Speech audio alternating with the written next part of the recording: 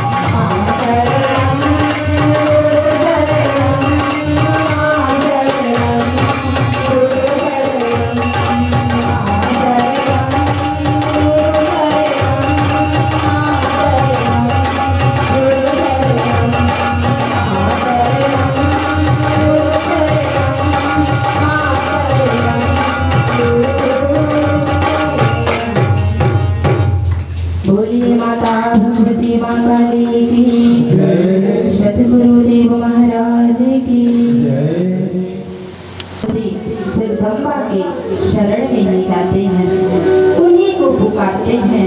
तो ऐसा ही एक प्रसंग देवी भागवत के पंचम स्कंद के 21वें अध्याय में आता है। जिस समय नैमिषारण्य में श्री सूत जी समस्त ऋषियों को माँ भगवती जगदम्बा की कथा श्रवण करा रहे थे।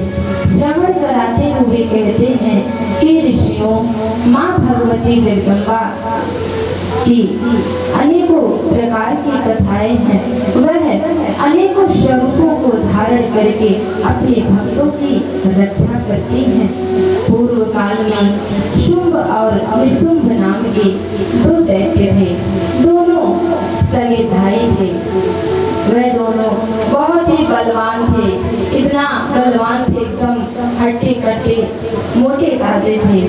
कहीं पर अगर दोनों भाई, दोनों दैत्य खड़े हो जाते थे तो मानो ऐसा लगता था कि जैसे कोई वृक्ष खड़ा हो गया हो। इतने लंबे चौड़े थे दोनों भाई।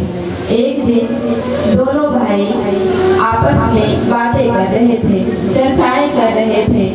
तो छोटा भाई जो था निशुंभ, वो बड़े भाई शुंभ से कहता है कि भैया, ये जो देवता है यह पूर्वज में पहले हमारे पूर्वजों को बहुत परेशान करते थे, उन्हें प्रताड़ित करते थे, उन्हें परेशान करके रख दिया था।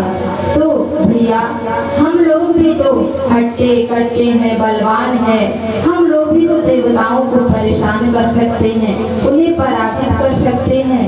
तो क्यों ना भैया देवताओं से बदला लिया जाए। ऐसा दोनों आपस में बातें कर रहे थे। तो बड़ा भाई शुंभ निशुंभ से कहता है कि निशुंभ, हम लोग भले ही हट्टे कट्टे हैं, बलवान हैं, लेकिन हम लोग के पास सिर्फ और सिर्फ तन की शक्ति है और देवताओं से युद्ध करना सहज नहीं है, क्योंकि उनके पास तो मंत्रों की शक्ति है, वह मायावी है। तो हम लोग उनसे युद्ध नहीं कर सकते हैं। हम लोग के पास तो केवल तन की ही शक्ति है और युद्ध करने के लिए मंत्रों की शक्ति और माया शक्ति का होना परम आवश्यक है। तो इसके लिए अगर हम दोनों को, देवताओं को पराजित करना है, उन पर विजय पाना है, तो हम दोनों को तपस्या करना पड़ेगा। तभी हमें मंत्र की शक्ति मिलेगी, माया शक्ति भी हमारे पास होगी। तो ऐसा दोनों विचार करके अब तपस्या की करने के लिए वन की ओर निकल पड़ते हैं।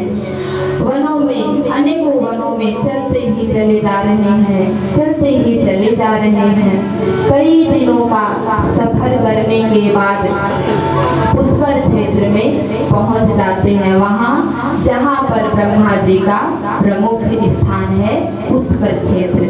तो वही दोनों पहुंच करके जगत पिता ब्रह्मा जी के ध्यान में लीन हो जाते हैं। भोजन पानी सब बंद करके, निराहार रह करके, सिर्फ वायु पी करके दोनों 10,000 वर्षों तक तपस्या करते हैं। अब इनकी तपस्या को देखकर जगत पिता ब्रह्मा जी प्रसन्न हो जाते हैं। वो भी हंस पे सवार होकर के वहाँ पर प्रकट होते हैं जहाँ दोनों ध्यान में लीन थे।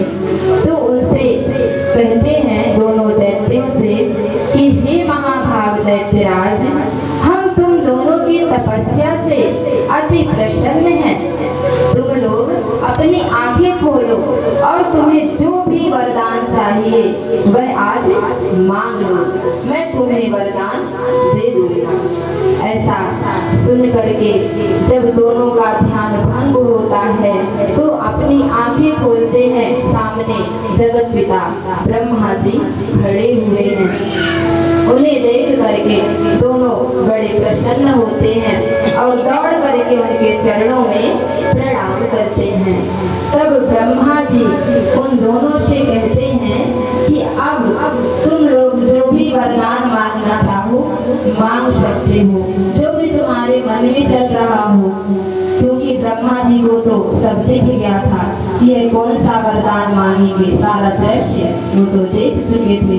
जैसे परम पूज्य गुरुदेव जी अगर इनके सामने कोई खड़ा हो जाता है, जो भी वो कामनाएं लेकर के आता है, जो भी उसकी इच्छा रहती है, वह गुरुदेव जी सब जान तो जाते हैं, परंतु वो अपने मुख से सुनना चाहते हैं कि आपकी क्या समस्या है। तो वैसे ब्रह्मा जी भी सारा दृश्य तो देख चुके थे, लेकिन उन दोनों के मुख से सुनना चाहते थे।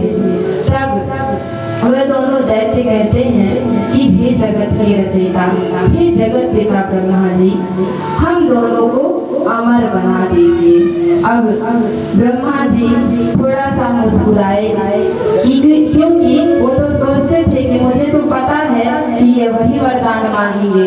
तो ब्रह्मा जी थोड़ा सा मुस्कुराते हैं और कहते हैं कि हे दैत्य, तुम दोनों ने जो वरदान मुझसे मांगा है यह नियम के विरुद्ध है, क्योंकि जन्म लेने वाले का मरना निश्चित है और मरने वाले का जन्म निश्चित है। विश्व की रचना करने वाले प्रभु ने यह नियम पहले से ही निर्धारित करके रखा है, तो जो जन्म लेता है वो मरता जरूर है।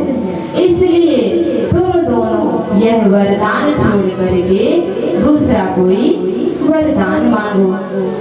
तब दोनों भाई शुंभ निशुंभ ब्रह्मा जी से हाथ जोड़ करके कहते हैं कि हे प्रभु, ठीक है, आप मुझे अमरता का वरदान नहीं दे सकते, परंतु हमें ऐसा वरदान दीजिए कि देवता, मनुष्य अर्थात किसी भी पुरुष जाति के हाथों से हमारा वध ना हो।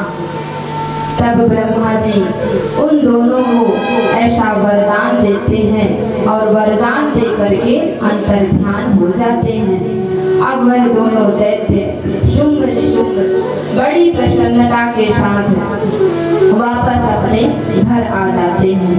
फिर दोनों अपने गुरु दैत्यों के गुरु शुक्राचार्य हैं, तो दोनों दैत्य गुरु शुक्राचार्य के पास जाते हैं, उन्हें अपना गुरु मान लेते हैं और विधि विधान के साथ दोनों अपने गुरुदेव जी का पूजन करते हैं। तो मेरे भाई बहन, जब दैत्य जैसे लोग अपने गुरुदेव का पूजन कर सकते हैं, तो हम लोग भी तो अपने गुरुदेव जी के नाम का जय घोष तो कर ही सकते हैं। तो सभी उठाइए दोनों हाथों को, बड़े भाव से बोलेंगे, बोलिए सद्गुरुदेव महाराज की, महाराज की। तो अब दोनों दैत्य अपने गुरुदेव जी का पूजन करके और उन्हें प्रणाम करते हैं और गुरु शुक्राचार्य भी उन्हें यशस्वी भव, विजयी भव का आशीर्वाद प्रदान करते हैं। अब शुभ दिन शुभ योग देख करके जो शुंभ था उसे राज सिंहासन पर बैठा दिया जाता है, राज सिंहासन दे दिया जाता है। अब दोनों भाई शुंभ और निशुंभ राज्य का संचालन करने लगते हैं। तो उस एरिया के, उस क्षेत्र के जितने भी बलशाली दानव थे सभी आकर के शरणागत हो जाते हैं और महाप्राकृति दानव, धूम्रलोचन, रक्तबीज, बड़े बड़े जो दानव थे वह भी आ जाते हैं। तो इस तरह से शुंभ और निशुंभ के पास असंख्य सेनाएं हो जाती हैं, अनगिनत ढेर सारी सेनाएं हो जाती हैं।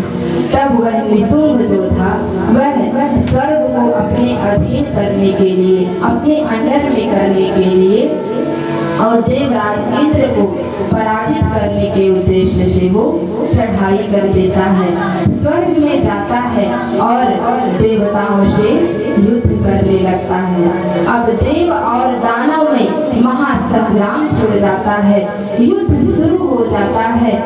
निशुंभ जो था वो देवताओं पर प्रहार करने लगता है।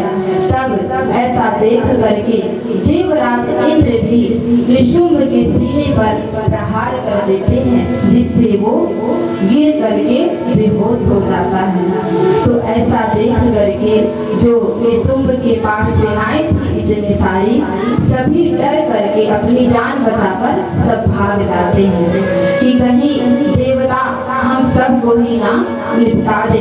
तो सभी जितने भी दानव थे, उसके जितनी सेना थी, सभी भाग जाती है। और जब यह बात शुंभ को पता चली तो शुंभ गुस्से से ललकारते हुए कहता है कि अरे इंद्र, तूने मेरे भाई को मूर्छित किया है, अब तुम देवताओं की खैर नहीं।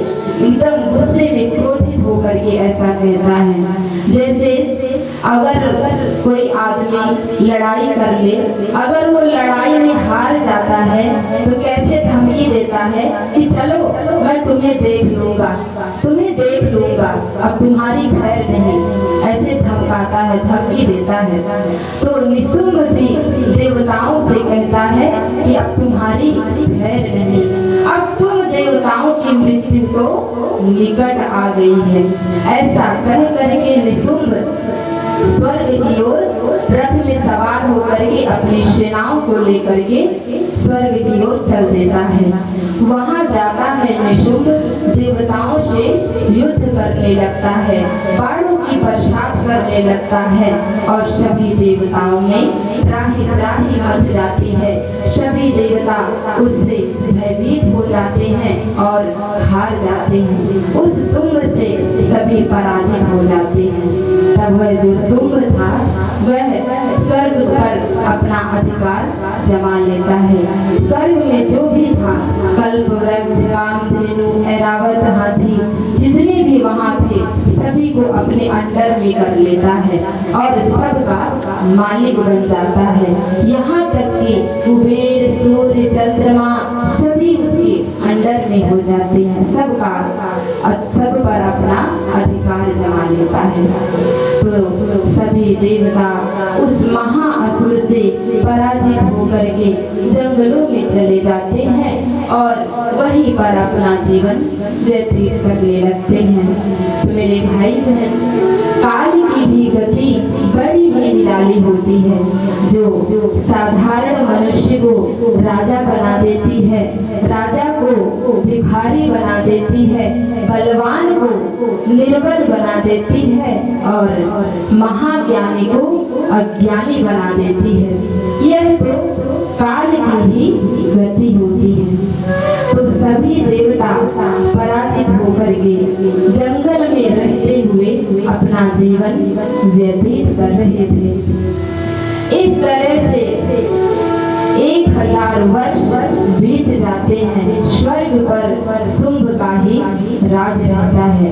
1000 वर्ष व्यतीत हो जाते हैं। सभी देवता जो थे वह नाना प्रकार के दुखों से घिर जाते हैं, चिंतित रहते, दुखी रहते थे। नाना प्रकार की दिक्कतें उनके जीवन में आती रही। एक दिन सभी देवता ने मिल करके आपस में बैठकर विचार करते हैं कि चलो हम लोग अपने गुरुदेव जी के पास चलते हैं। तो सब देवता मिल करके अपने गुरुदेव जी के पास जाते हैं। गुरुदेव बृहस्पति जी को प्रणाम करते हैं और सारी बातें अपने गुरुदेव जी के समक्ष रखते हैं, उन्हें अवगत कराते हैं। फिर निवेदन करते हुए कहते हैं कि हे गुरुदेव, हे प्रभु, हम लोग दैत्यों से परेशान हो चुके हैं, तो उन पर विजय पाने के लिए कोई मार्ग, कोई रास्ता बताइए गुरुदेव। कोई ऐसा यज्ञ अनुष्ठान करवाइए जिससे हम लोग दैत्यों पर विजय प्राप्त कर सके। तो ऐसा सुन करके बृहस्पति जी कहते हैं कि हे देवताओं, उन मंत्रों में काम करने वाले देवता तो आप लोग ही हैं, तो कैसा यज्ञ, कौन सा यज्ञ? ऐसा बातें कर रहे थे, ऐसी चर्चाएं हो रही थी, तो बृहस्पति जी को अम्बा यज्ञ की याद आती है। तब वो कहते हैं कि देवताओं, आप लोग बिल्कुल भी चिंता मत करो, चिंता तो करो ही मत। अब मैं आप सबको ऐसा यज्ञ करवाऊंगा जिससे आप लोग उस दैत्य पर विजय प्राप्त कर सकते हैं। माँ भगवती जगदम्बा जो महिषासुर का वध की थी, मैं ऐसा यज्ञ कराऊंगा कि वह भी इन दैत्यों का वध कर देंगी। क्योंकि जब माँ भगवती ने महिषासुर का वध कर रही थी, तो उस समय उन्होंने स्वयं कहा था कि भक्तों, देवताओं, आप सबके ऊपर जब भी कोई संकट आए तो आप लोग निश्चित ही मुझे पुकारना, मैं आप सबके दुखों का क्षण मात्र में उपसंहार कर दूंगी, वध कर दूंगी। इस तरह से माँ भगवती जगदम्बा ने कहा था। तो देवताओं, आप लोग भी हिमालय पर्वत पर जाकर के माँ भगवती जगदम्बा का ध्यान कीजिए, उनकी आराधना कीजिए, तो निश्चित ही माँ भगवती जगदम्बा आप सभी के दुखों का अंत जरूर करेंगी। ऐसा सुन करके सभी देवता अब हिमालय पर्वत पर जाते हैं। वहां पर जाकर माँ भगवती जगदम्बा के ध्यान में लीन हो जाते हैं। कोई माँ भगवती के नाम का संकीर्तन कर रहा है, तो कोई उनके माया बाग बीज मंत्रों का जाप कर रहा है, तो कोई हवन जप यज्ञ तप कर रहा, तो कोई उनके नामों की स्तुति कर रहा है। इस तरह से सभी देवता माँ भगवती जगदम्बा के ध्यान में लीन हो जाते हैं और माँ से निवेदन करते रहते हैं कि रक्षा करो मैया, रक्षा करो मैया, रक्षा करो। अब माँ भगवती जगदम्बा से भी रहा नहीं जाता है, वह भी प्रसन्न हो जाती है भक्त, और माँ भगवती जगदम्बा भक्तों के सामने प्रकट हो जाती है। तब सभी देवता जो थे वो माँ भगवती को प्रणाम करते हैं और कहते हैं कि मैया, शुंभ निशुंभ नाम के दैत्य हम देवताओं को प्रताड़ित करते हैं, परेशान करते हैं, और वह लोग तो हमारा स्वर्ग भी छीन लिए हैं। और माँ, आप हम सबकी रक्षा कीजिए, उन दुष्ट दैत्यों का वध कीजिए, संहार कीजिए मैया, हम सबकी रक्षा कीजिए। तब माँ भगवती जगदम्बा कहती हैं कि हे देवताओं, आप लोग चिंता मत करो, मैं उन दुष्ट दैत्यों का वध करके स्वर्ग नगरी को खाली करा दूंगी। तभी यह बात गुप्तचरों के माध्यम से शुंभ निशुंभ को पता चल जाता है कि देवताओं की तरफ से कोई स्त्री युद्ध करने की लालसा को लेकर के ललकार रही है। तो दोनों दैत्य आते हैं रथ में सवार होकर और माँ भगवती जगदम्बा को से कहते हैं कि हे सुंदरी, चलो हम तुम्हें अपनी पटरानी बना लेते हैं। तब माँ भगवती कहती हैं कि हे दैत्यों, हम यहाँ रानी पटरानी भगवती माता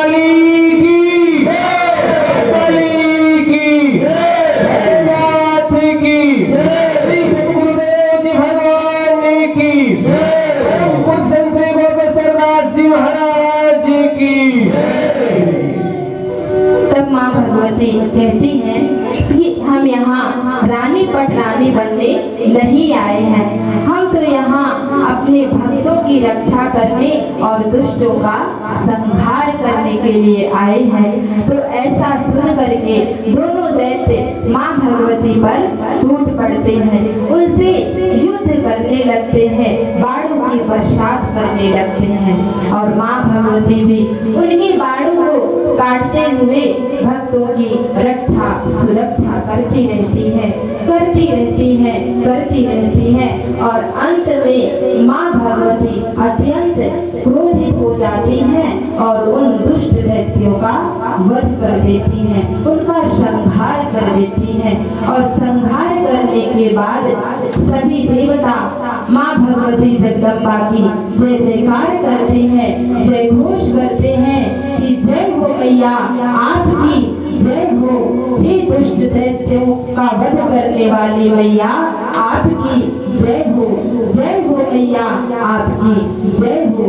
सभी माँ भगवती के नाम का जय जय घोष करने लगते हैं और सब देवता अत्यंत प्रसन्नता के साथ अपना जीवन जीना व्यतीत कर देते हैं, जीवन जीने लगते हैं। तो मेरे भाई बहन, इस तरह से श्री सूत जी समस्त ऋषियों को माँ भगवती जगदम्बा की कथाओं को श्रवण कराते हैं और ऋषि भी बड़े ध्यान पूर्वक माँ भगवती जगदम्बा की कथाओं को श्रवण कर रहे थे।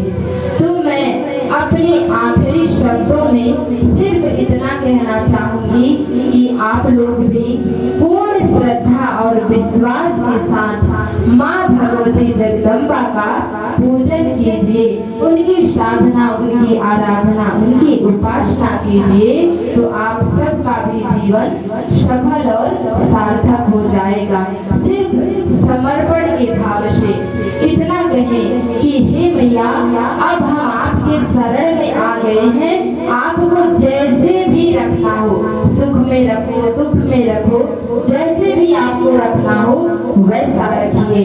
बस इतने भाव से अगर पूजन करेंगे तो कोई भी माँ हो अपने बच्चे को दुखी नहीं देख सकती है।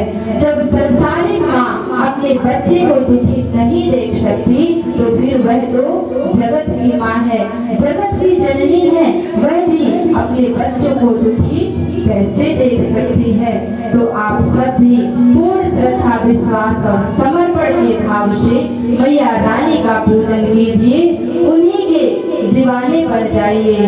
तो अच्छा, हमारे भाई बहन जितने भी यहाँ पर बैठे हैं, कौन कौन मैया रानी का दीवाना बनना चाहता है, हमेशा उनका नाम लेना चाहता है? तो सभी लोग चाहते हैं, तो इसलिए कहना है, मैं माँ